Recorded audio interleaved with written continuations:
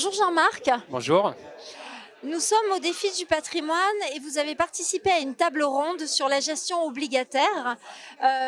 Pour quelles raisons préconisez-vous la gestion flexible sur le crédit?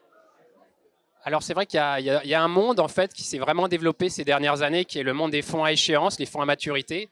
Ça a plus de 212 milliards d'actifs sous gestion à aujourd'hui, donc c'est un vrai engouement pour ces produits-là.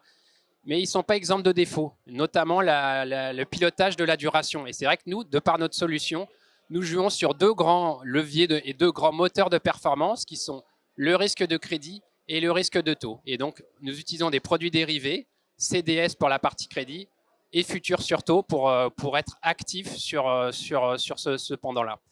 Et il faut savoir que les banques centrales, en fait, il y a des différences dans les pricing, dans les baisses anticipées par le marché, et c'est des choses à jouer.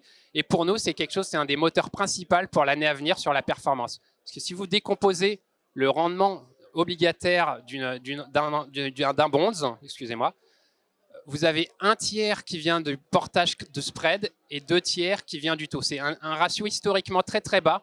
Il faut savoir que sur les 15 dernières années, si on retraite des moments où les taux étaient négatifs, le ratio est plutôt deux tiers en faveur des spreads et un tiers en faveur des taux. Donc c'est vraiment la composante taux qui est dans ce portage-là. Et du coup, c'est la matière qu'il va falloir énormément travailler. Et donc c'est ce qu'on fait nous dans notre solution de DNCA Crédit de Conviction. C'est très clair. Dans ce contexte, quels fonds mettez-vous en avant? Alors, on gère un fonds qui s'appelle DNCA Crédit de Conviction, qui fait un peu plus de 800 millions. On a une fourchette de duration, donc de sensibilité au taux, qui se situe entre moins 2 années et plus 7.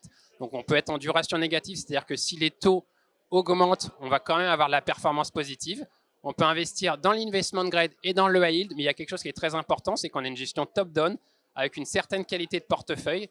Et donc, on a une contrainte prospectus qui est d'un rating moyen triple B-. Donc on a vraiment cet objectif de qualité moyenne du portefeuille qui est très très importante pour nous. Merci beaucoup Jean-Marc. Merci, bonne journée à vous.